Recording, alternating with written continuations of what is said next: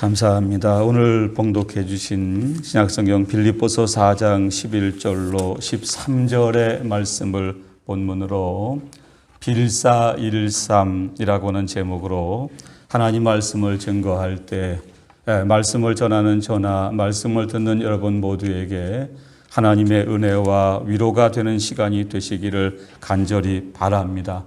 신약성경 가운데 여러분 빌립보서라고 하는 성경의 주제는 기뻐하라 라는 말씀입니다.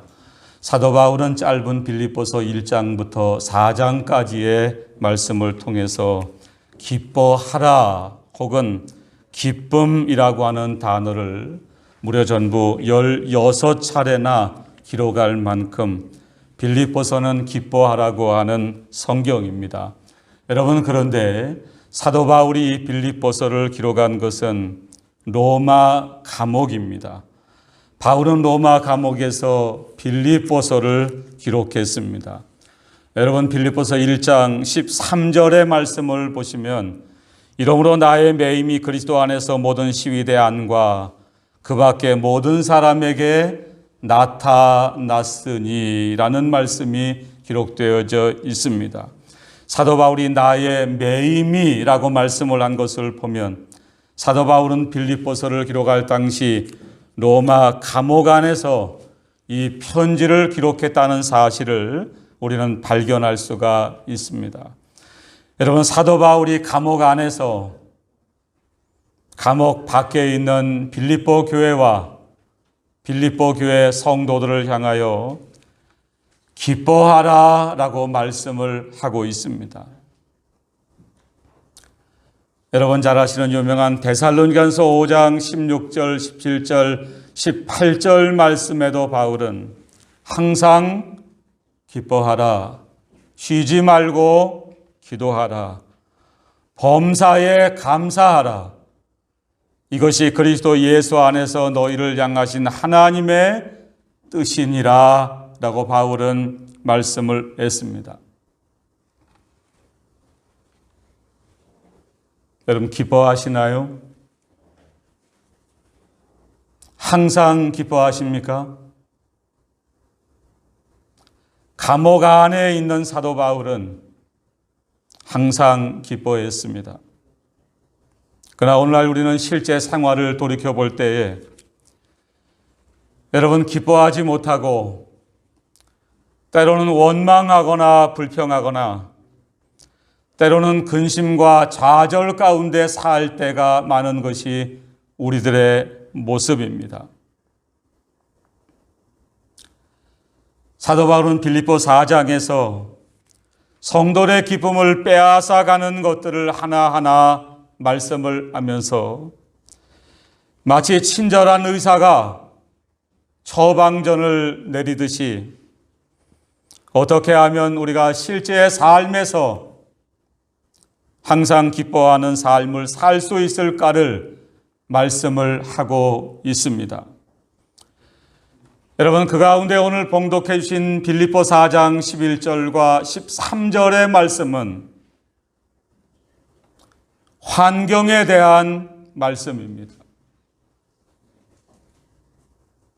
다시 말씀을 드리면 물질에 대한 말씀을 사도 바울은 기록을 하고 있습니다. 환경 혹은 물질, 한마디로 말씀을 드리겠습니다. 뭐에 대한 이야기 같죠?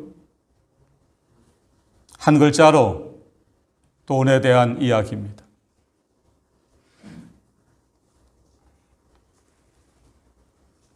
여러분, 사람은 보통 환경의 지배를 받으며 삽니다. 잠언 기자가 잠언 30장 7절로 9절에 말씀한 바에 의하면 하나님, 저를 너무 가난하게도 마옵시고 저를 너무 부하게도 마옵소서라고 기도를 했습니다. 잠언 기자는 하나님 앞에 이와 같은 두 가지를 기도하면서 혹 내가 배불러서 하나님을 모른다 여호와가 누구냐 할까 하오며 혹 내가 가난하여 도둑질하고 내 하나님의 이름을 욕되게 할까 두려워함이니이다 라고 기도했습니다.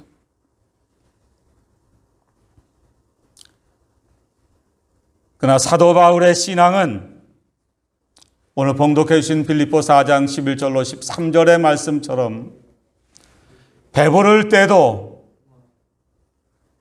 배고플 때도 다시 말하면 풍부할 때도 궁핍할 때도 일체의 비결을 배웠다고 바울은 말씀을 하고 있습니다. 여러분, 지난 시간에도 말씀을 드린 것처럼 우리는 전 세계적으로 코로나19 바이러스와 싸우고 있습니다. 하나님의 은혜 가운데 하루속히 코로나19 바이러스가 전 세계에서 종식되기를 바랍니다. 여러분, 그러나 코로나19 바이러스의 종식 이후에도 우리는 또 하나의 큰 싸움을 싸워야만 합니다. 여러분이 다 피부로 느끼고 아시는 것처럼 코로나19 바이러스는 우리 모두에게 혹독한 경제적인 어려움을 가져다 줄 것이기 때문입니다.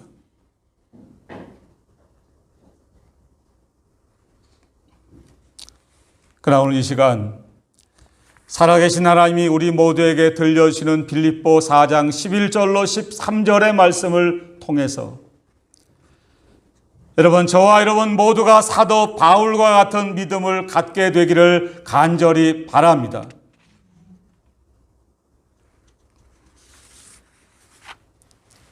그럼 오늘 본문의 말씀을 통해서 우리가 가진 것이 많을 때나 혹은 가진 것이 적을 때나 즉 어떠한 환경 가운데서도 항상 기뻐하는 삶을 살기 위해서는 어떠한 믿음을 가져야 하는가를 오늘 본문을 통해서 이 시간 함께 생각하면서 은혜를 나누도록 하겠습니다. 여러분, 첫 번째는 사람의 사는 것이 소유에 있지 않습니다.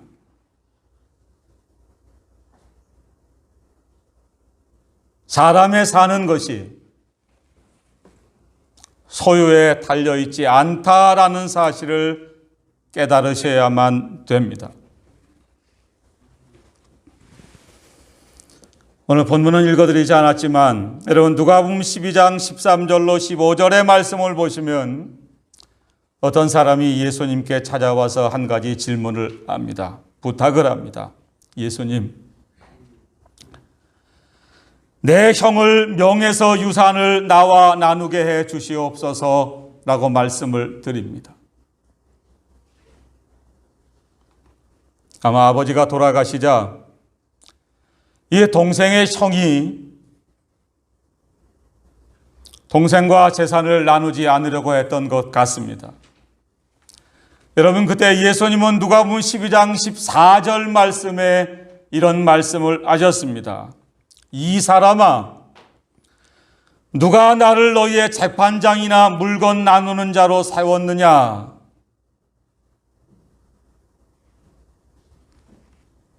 여러분, 예수님의 말씀을 다소 오해하실 수가 있습니다. 평소에 예수님 같으면 그래, 네 사정이 참 안 됐다. 네 형 빨리 데리고 가라. 야, 이 녀석아, 성경 율법대로 아버지의 재산을 내 동생과 골고루 나누어 가져라 라고 말씀을 하셨을 것 같습니다.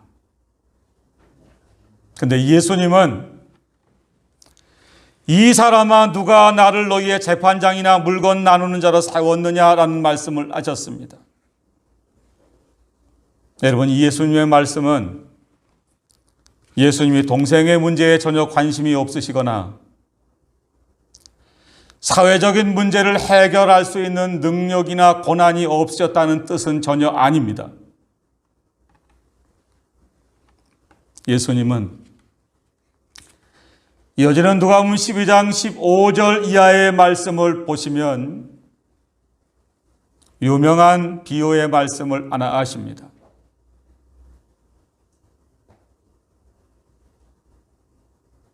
여러분, 바로 어리석은 뭐죠? 부자의 비유를 말씀하십니다. 그러면서 예수님은 그 사이인 누가복음 12장 15절 말씀에 이런 말씀을 하셨습니다. 여러분 각자 성경을 보시기 바랍니다. 누가복음 12장 15절을 보시기 바랍니다. 제가 좀 읽어드리겠습니다. 그들에게 이르시되 삼가 모든 탐심을 물리치라. 사람의 생명이 그 소유에 넉넉한 데 있지 아니하니라.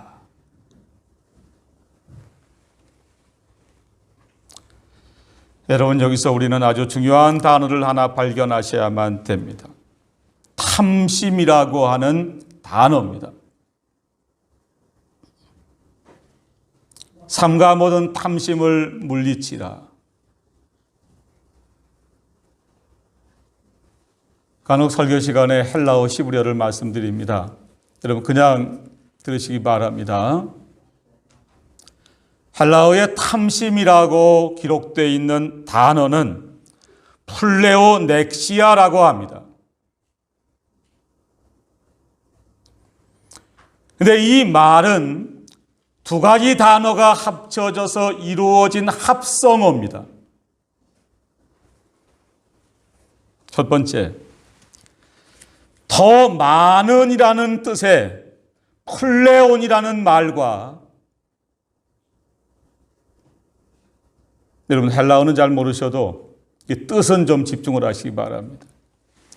더 많은이라는 뜻의 플레온이라는 말과, 두 번째, 소유하다라는 뜻의 혀시야라고 하는 이 두 가지의 단어가 합쳐진 말이 탐심이라고 하는 단어입니다.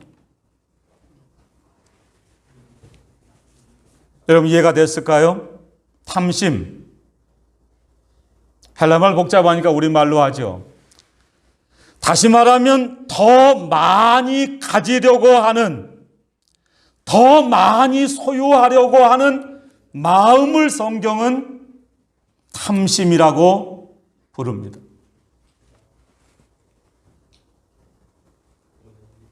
한마디로 말씀을 드리겠습니다. 탐심을 여러분 아시기 쉬운 단어로 제일 쉽게 뭐라고 하면 좋을까? 욕심입니다.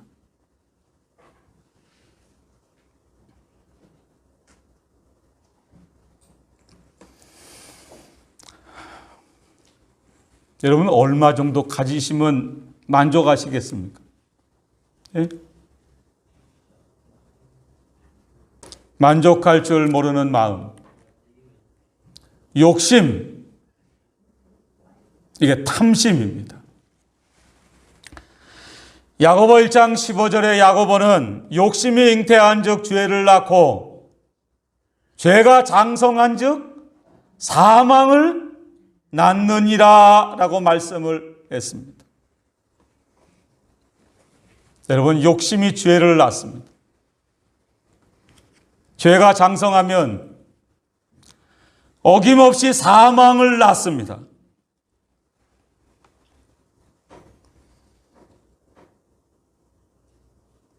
하나님은 오늘 기도할 때 이 말씀이 좀 생각나서 기도했습니다. 온 인류, 온 땅을 여세 동안 하나님이 지으셨습니다. 가장 마지막 날, 마지막 순간 하나님은 하나님의 형상을 닮은 아담과 하와를 지으셨습니다. 하나님은 아담과 하와를 에덴 동산에 살게 하셨습니다.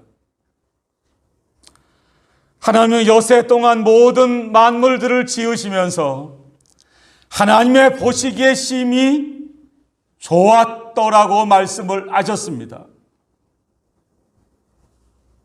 여러분, 저는 그 말씀을 하나님이 단순히 그 피조물을 보시고 좋아하신 것이 아니라 마지막 날 마지막 순간에 지으실 아담과 하와를 생각하시며 좋으셨다고 저는 믿습니다.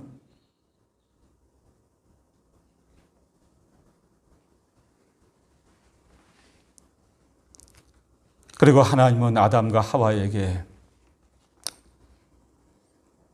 에덴 동산의 각종 나무의 실과를 내 임의로 먹으라고 말씀을 하셨습니다. 그러나 단 하나, 선악을 알게 하는 나무의 열매는 먹지 말라고 말씀을 하셨습니다. 여러분, 신학교 가서 처음에 이 말씀이 도저히 납득이 안 갔어요. 하나님 그 선악과를 왜 만들어서 이 고생을 하게 하시죠? 그냥 그것도 먹게 하시지.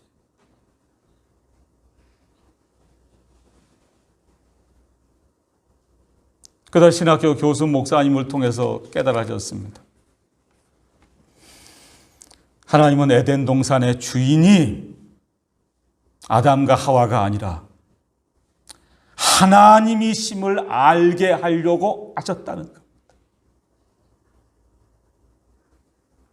두 번째, 욕심을 버리고 하나님이 주신 것으로 만족하고 자족하고 감사하며 살라고 선악과를 만드셨습니다. 여러분, 또 한 가지 이유는 하나님의 말씀을 지키면 살지만 하나님의 말씀을 어기면 죽는다는 것을 가르치시기 위함입니다. 그러나 아담과 하와는 마귀의 유혹에 넘어가서 하나님이 금하신 선악과를 따먹고 범죄하고 말았습니다. 여러분, 그때로부터 이 땅의 모든 인류에게는 죄가 찾아왔습니다. 로마서 6장의 사도 바울은 죄의 삭은 사망이니라 라고 말씀을 하셨습니다.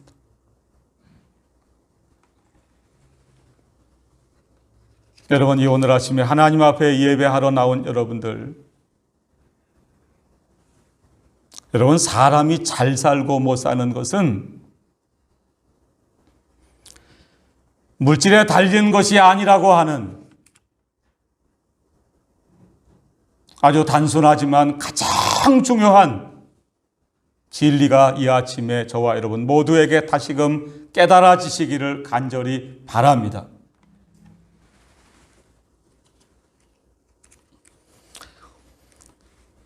남일교회 성도들은 이 얘기를 12번도 더 들으셨을 걸로 저는 생각이 됩니다. 여러분, 우리는 흔히 부자를 뭐라고 부르죠? 잘 사는 사람이라고 부릅니다.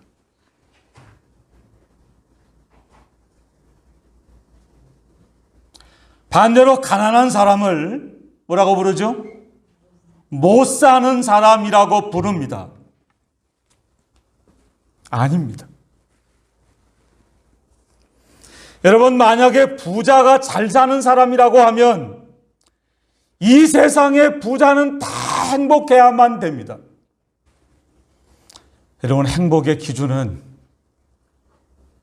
절대로 물질에 달린 것이 아닙니다. 부자는 말 그대로 돈이 좀 뭐죠? 많은 사람이에요.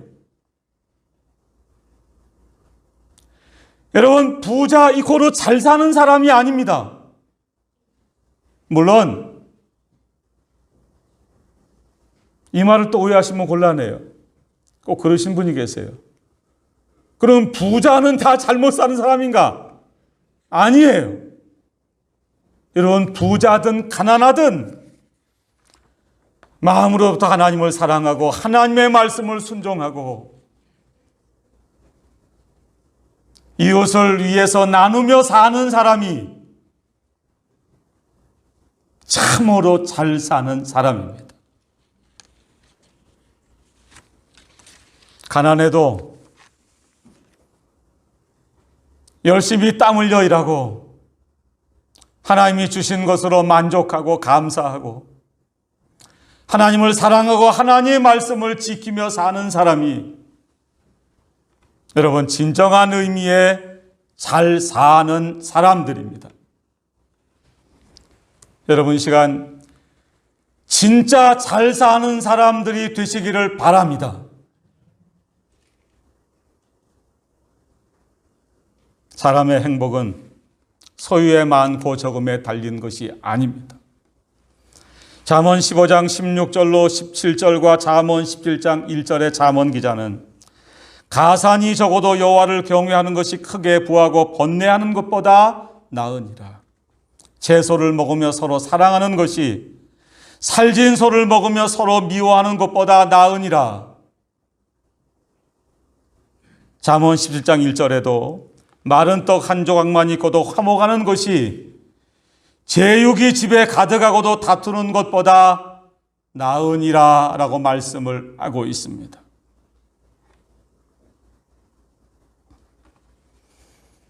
여러분 돈을 내가 부려야 됩니다. 예? 다시 말씀을 드리겠습니다. 돈을 내가 뭘 하시자고요? 부리세요.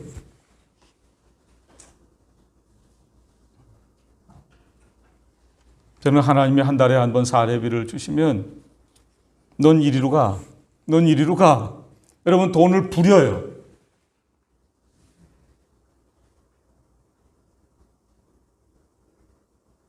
많거나 적거나 하나님이 주시는 물질을 내가 부리며 사시기를 바랍니다. 여러분 절대로 돈에 내가 부림을 당해서는 안 됩니다.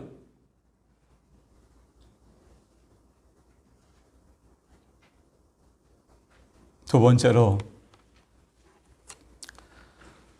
오늘 사도 바울은 자족을 배워야 한다라고 말씀을 하고 있습니다. 여러분 이제 오늘 본문 11절과 12절의 말씀을 보시기를 바랍니다. 내가 궁핍함으로 말하는 것이 아니니라. 어떠한 형편에든지 내가 뭘 배웠죠? 자족하기를 배웠노니. 나는 비천에 처할 줄도 알고 풍부에 처할 줄도 알아. 모든 일 곧 배부름과 배고픔과 풍부와 궁핍에도 처할 줄 아는 일체의 비결을 배웠노라. 여러분 사도 바울은 어떠한 형편에든지 자족하기를 배웠습니다. 다시 말하면 비천에 처할 줄도 알고 풍부에 처할 줄도 알았습니다. 배부름과 배고픔과 풍부와 궁핍에도 처할 줄 아는 일체의 비결을 사도 바울은 배웠습니다. 여러분 어떠한 형편에 처하든지 간에 항상 기뻐하고 범사에 감사하며 사시기를 바랍니다. 여러분 우리 마음에 항상 기뻐하고 범사에 감사하는 마음을 가지고 사셔야만 됩니다. 그런데 여러분 본문을 보시면 내가 자족하기를 뭐 했다고 말씀을 했죠? 배웠다고 말씀을 했어요. 배웠다.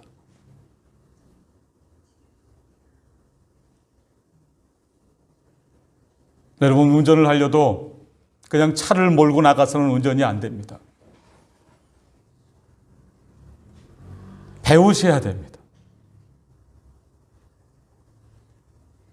여러분 세상의 모든 일은 배우셔야 됩니다. 하나님이 사도 바울을 통해서 자족하는 마음을 가져라 라고 말씀을 하신 것이 아닙니다. 자족을 뭘 하시자고요? 배우시라는 거예요. 배우세요. 금방 안 돼요.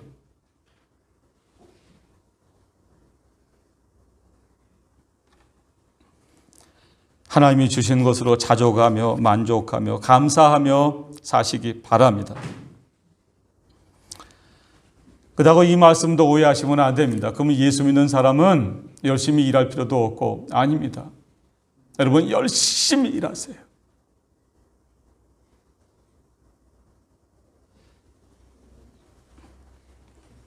그러나 욕심 버리고 하나님께서 주신 것으로 자족하며 만족하며 감사하면서 사시기를 바랍니다. 사도 바울은 유명한 디모데전서 6장 6절로 8절 말씀에 같은 말씀을 이렇게 기록을 했습니다. 그러나 자족하는 마음이 있으면 경건은 큰 이익이 되느니라.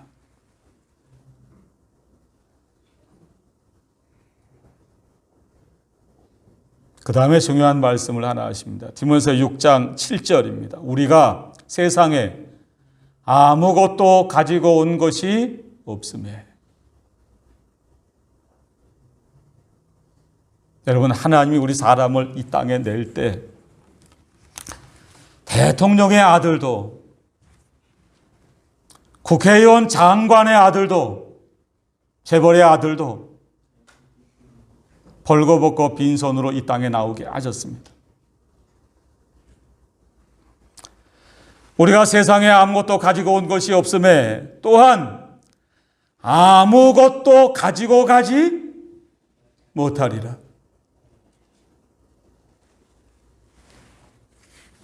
여러분, 이 세상을 떠날 때 아무것도 가지고 가지 못합니다.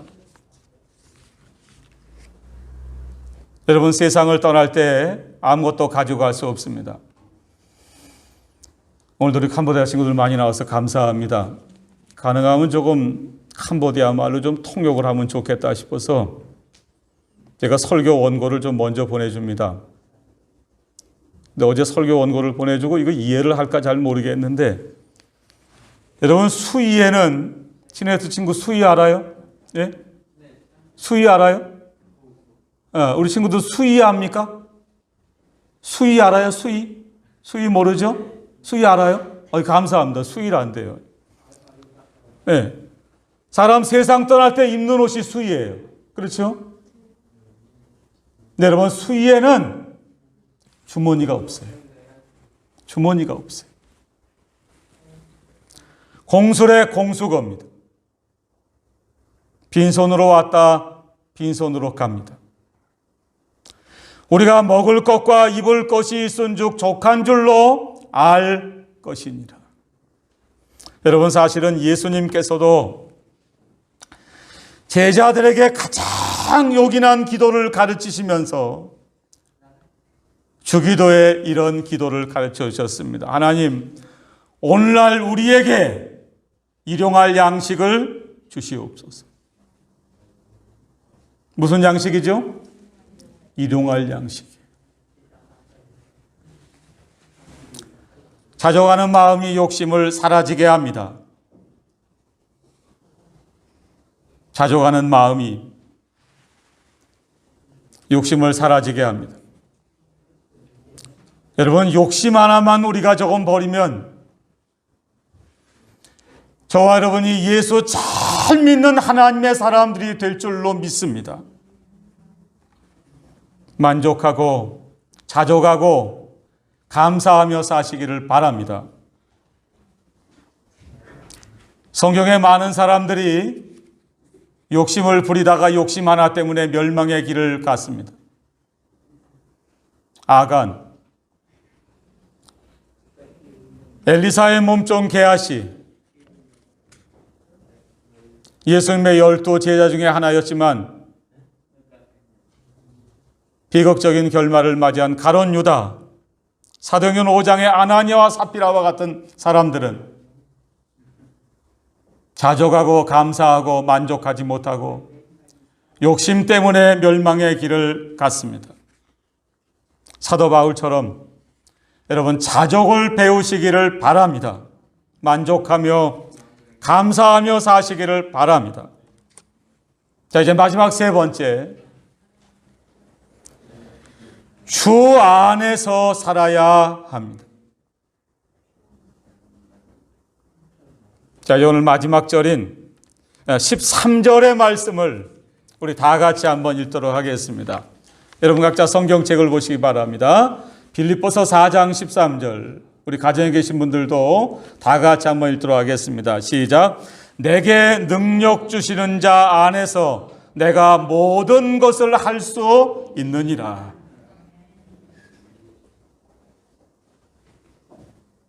지난주에 저는 오늘 본문의 말씀을 읽고 묵상하고 준비하다가 오늘 설교 제목을 뭐라고 할까를 많이 고심을 했습니다.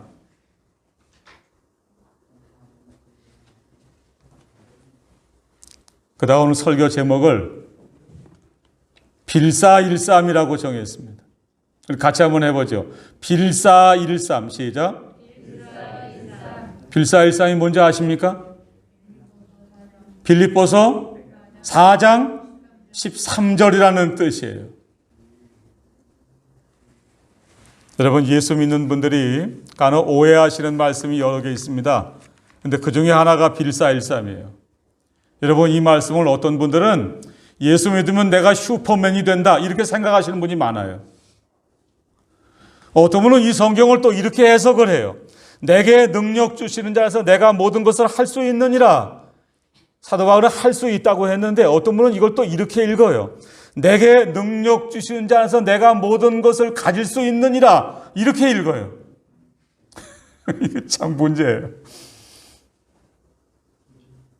여러분, 성경을 가장 정확히 해석하는 방법은 성경의 앞뒤 문맥과 연결해서 해석하는 방법이라고 말씀을 드렸습니다. 오늘 사도 바울이 내게 능력 주시는 자 안에서 내가 모든 것을 할 수 있다라는 말의 모든 것은 바울이 기록한 빌립보 4장 11절과 12절의 말씀입니다. 여러분 다시 한번 보겠습니다. 11절에는 내가 뭘 배웠다고 그랬죠? 자족을 배웠다. 12절에는 뭘 배웠죠? 일체의 비결을 배웠다. 그리고 13절 제일 마지막에는 내가 모든 것을 할 수 있다. 같은 말이에요, 다. 여러분, 세상 사람들은요, 어쩌다가 10만 원짜리 복권 하나만 당첨이 돼도 야단법석을 떱니다.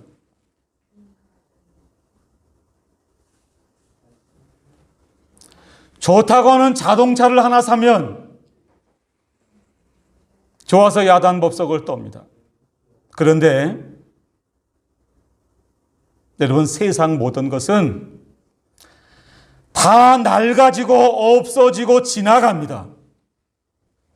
다 지나가요. 다 낡아져요. 우리가 하나님이 좋은 차를 주셔가지고 그 차를 탈 때 한 3달 동안은요, 아침에 새벽 예배 시간에 차 운행하는 게 그렇게 좋았어요. 이게 빨리 나가서 이거 몰아봐야지.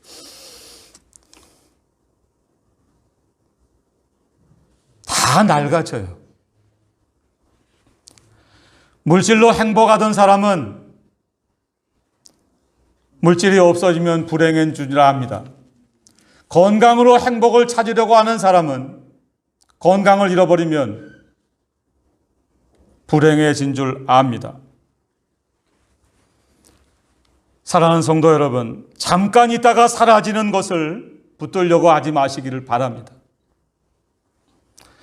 영원하고 영원한 것을 붙드시기를 바랍니다. 사도 바울은 배부르며 풍부한 것, 배고픔과 궁핍에도 일체의 비결을 배웠습니다. 그럼 도대체 사도 바울이 어떻게 이러한 일체의 비결을 배울 수 있었을까? 빌립보 4장 13절의 말씀이 우리들에게 크나큰 교훈을 가져다 줍니다. 내게 능력 주시는 자 안에서. 우리가 부족하지만 하나님 안에서, 예수 그리스도 안에서 살기만 하면 하나님은 예수님을 죽은 자 가운데 다시 살리신 부활의 능력을 우리 모두에게 쏟아 부어 주실 줄로 믿습니다.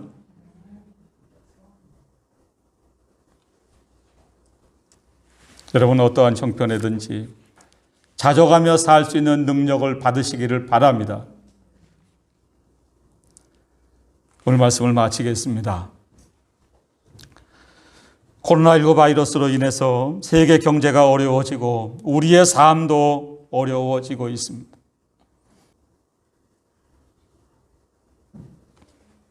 여러분, 사도 바울처럼 어떠한 형편에 처하든지 자족을 배우시기를 바랍니다.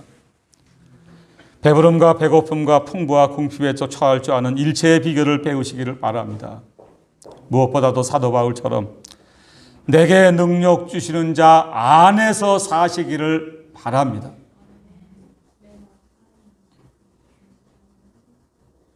여러분, 사람은 무엇을 보고 무엇을 생각하느냐가 그 사람의 모든 것을 결정을 합니다. 날마다 하나님을 생각하며 사시기를 바랍니다. 히브리서 12장 1절에 사도 바울이 말씀한 것처럼 믿음의 주여 또 온전케 하시는 예수를 바라보며 사시기를 바랍니다. 우리의 마음과 생각이 세상을 바라보고 세상을 생각하고 사는 우리의 마음 중심이 하나님 중심으로, 천국 중심으로, 하나님 말씀 예수 그리스도 중심으로 바뀔 때 비로소 우리도 사도 바울처럼 항상 기뻐하고 범사에 감사하며 살아가는 복된 저와 여러분들 다 되시기를 간절히 바랍니다.